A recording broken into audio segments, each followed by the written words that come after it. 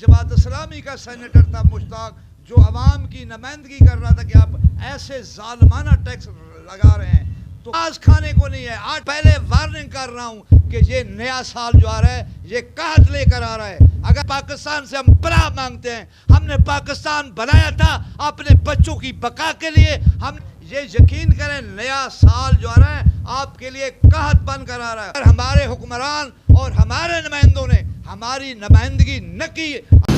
बिस्मिल्लाहिर्रहमानिर्रहीम। इस वक्त हमारे साथ हबीबुल्लाह खान कामरेड दाऊद खेल से मौजूद हैं। बड़े सियासी मुफक्किर टाइप इंसान हैं। इनकी बड़ी नज़र होती है, गहरी नज़र पाकिस्तान के हालात पर भी। तो हबीबुल्लाह खान साहब, एक तो आजकल सैलाब आया हुआ है और ऐसा लगता है जैसे पूरा मुल्क डूबा हुआ है, और दूसरी बात यह है कि हम जो नुमाइंदे मुंतखब करके भेजते हैं असम्बलियों में, तो वो मुझे ऐसा लगता है कि शायद आवाम की आवाज़ नहीं बनते। तो इसके लिए क्या लाए अमल अख्तियार किया जाए कि अवामी नुमाइंदे कोई सही डगर पे आ जाएं और मुल्क हमारा नीचे जाने की बजाय कोई तरक्की की तरफ गामज़न हो। बिस्मिल्लाहिर्रहमानिर्रहीम। जुल्फ़िकार खान, चूँकि ये बहुत बड़ा मौजू है जो आपने मुझे दिया, मैं शुरू करूँगा आपके कराची के इलेक्शन से। कराची का जो इलेक्शन हुआ है जिस पे PTI का उम्मीदवार जीता है, MN बसीयत मेंबर नेशनल असम्बली, कमो बेश 6 लाख लोग थे, और वहाँ पे जो रेशो रही मेरा ख्याल है शर्मनाक हद तक कम थी वोट कम पड़ने की। 10% गालबन जब 12% वोट कास्ट हुए, जो दुनिया में शर्मनाक हद तक कम है। अब सवाल ये है कि लोगों का, मेरे नज़दीक जो लोगों का, पढ़े लिखे लोगों का तल्लक है, वो उन लोगों का जो इस मौजूदा पार्लिमानी जमहूरी निज़ाम है, इससे लोगों का एतमाद उठ रहा है। एतमाद उठने की वजह क्या है कि मैं समझता हूँ कि सोशलिज्म के बाद दुनिया में इससे बेहतर और निज़ाम नहीं। इससे हज़ार बुराइयाँ हैं इस सिस्टम में, लेकिन इसमें हमारे अवामी नुमाइंदों के लिए बड़े फोरम हैं। अवाम का नुमाइंदगी का फोरम अपने सूबा लेवल पे है, फिर मरकज़ लेवल पे है, फिर ईवान बाला है, जहाँ लोगों की आवाज़ जाती है।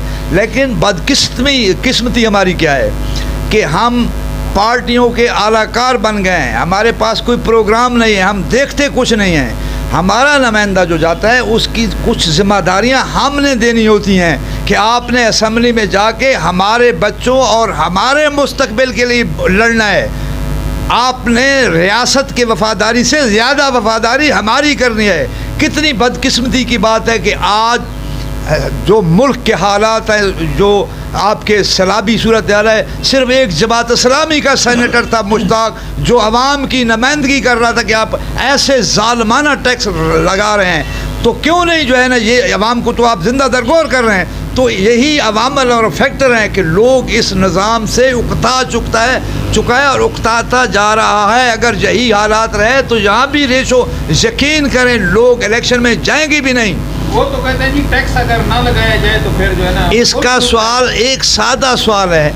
आपने जो जब तक आपको खैरातें मिलती रहीं, आपने तनख्वाहों का म्यार इतना बढ़ा दिया कि शायद पूरी दुनिया में आपकी ब्यूरोक्रेसी, आपकी अदलिया, आपकी इंतज़ामिया, जितने आपने अदारे बनाए, इतनी फैसिलिटीज़ पूरी दुनिया में तेल पैदा करने वाले मुल्क नहीं देते। जिन मुल्क में गोल्ड पैदा होता है वो इतनी अमरात नहीं देते। आप जैसा मुल्क जिसकी अपनी प्रोडक्शन, अपने खुराक पूरा नहीं कर सकता, वो इस ब्यूरोक्रेसी की फ़ौज को कैसे पाल सकता है? भाई अपनी ये जो है ना इंतज़ामी अखराज जो हैं, वे ये 50% कम करें, ये इनकी तनख्वाहें कम करें। दुनिया बदल चुकी है। मुल्क का वज़ीर आज़म 2 लाख रुपए तनख्वाह लेता है, एक 22 ग्रेड का आदमी 20 लाख तनख्वाह लेता है। ये कहाँ का इंसाफ है? ये इन लोगों के पास तो आज प्याज खाने को नहीं है। आज ये यकीन करें नया साल जो आ रहा है आपके लिए कहत बन कर आ रहा है, और ये कहत इस ब्यूरोक्रेसी और सब लोगों को ले डूबेगा। लोग इनके घरों को जला देंगे।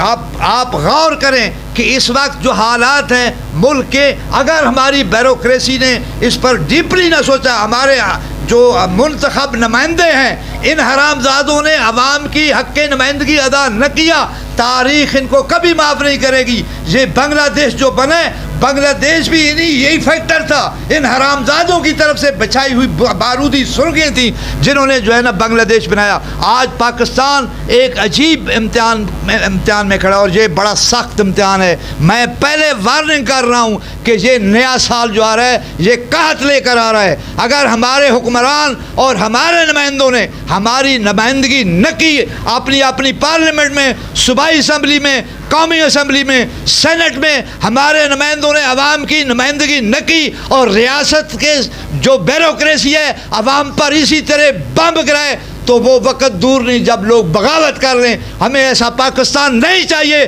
जिसमें लोगों को रोटी न मिले, जिसमें लोगों को रोज़गार न मिले, जिसमें लोगों को अनाज न मिले। ऐसे पाकिस्तान से हम पनाह मांगते हैं। हमने पाकिस्तान बनाया था अपने बच्चों की बका के लिए, हमने पाकिस्तान की तहरीक को पसंद किया था अपने बच्चों की इज़्ज़त व आबरू के लिए। अब 2 लित्तर पड़े हैं शहबाज गिल को, तो हुक्मरान इमरान खान कहता है कि उसकी बेइज्जती हो गई, उसको जो है ना कसाबों के हवाले कर रही है अदलिया। ओ भाई 74 साल से इसी पुलिस के सामने इस बेकस अवाम की क्या गुजरी होगी। 74 साल इसी पुलिस से इस अवाम ने गुजार दिए। कभी आपने खैर ली कि ये आपकी पुलिस, आपकी ब्यूरोक्रेसी, आपकी अदलिया ये क्या गुल खिला रहे? कभी पूछा है किसी अवामी नुमाइंदे ने?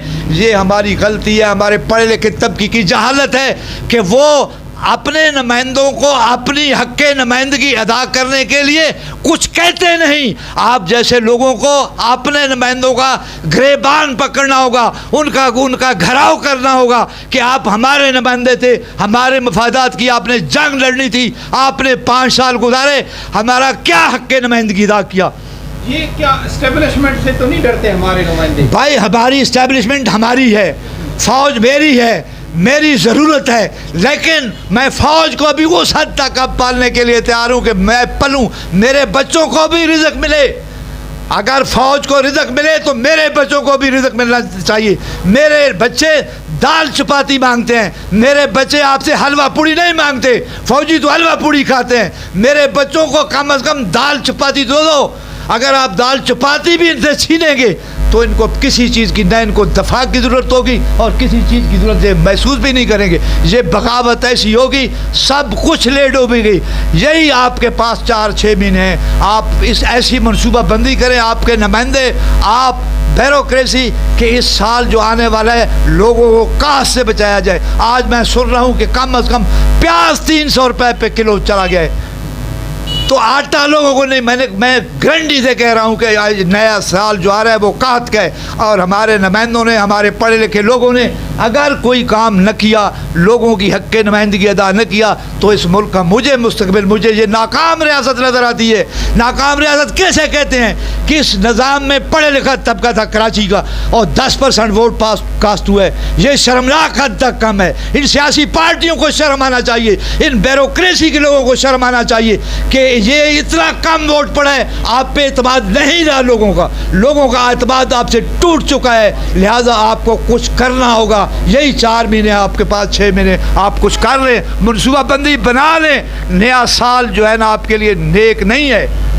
इक़्तिदार मिलना आसान है, इक़्तिदार को संभालना मुश्किल है। शहबाज शरीफ भी कहता था इमरान खान इस डूबती निज़ाम की आखिरी उम्मीद है, ये लोगों की आखिरी उम्मीद है इमरान खान। अगर ये भी डूब गया तो पाकिस्तान के पास कोई ऑप्शन नहीं है। बाकी सब चोर लुटेरे लोगों ने देख लिया उनको। ये आखिरी ऑप्शन को बचाओ। इसको महफूज तब कर सकते हो कि पब्लिक को रिलीफ दो, आवाम को रिलीफ दो, गरीब लोगों को रिलीफ दो, इनको काश से बचाओ, इनके बच्चों को रोज़गार दो, इनको इलाज दो, इनको तालीम दो, इनको रोटी दो। अपनी मुराद को छोड़ो, इनको हमारी ब्यूरोक्रेसी को और हमारी अवामी नुमाइंदों को अपने जो मज़े हैं ख़त्म करना होंगे, अपनी जो लूट मार है ख़त्म करनी होगी और गरीब लोगों पर महवर रखना होगा, गरीब लोगों की भलाई के लिए काम करना होगा। वरना ये मुश्किल है। आपके लिए ये बहुत बड़ा चैलेंज है कराची का इलेक्शन। पूरी दुनिया आपको देख रही है कि आपके हालात क्या हैं, कि आपके कराची में 10% वोट पड़ रहे हैं, आप खुशियाँ मना रहे हैं। आपको शर्म से सबको डूब मरना चाहिए हमारे हुक्मरानों को।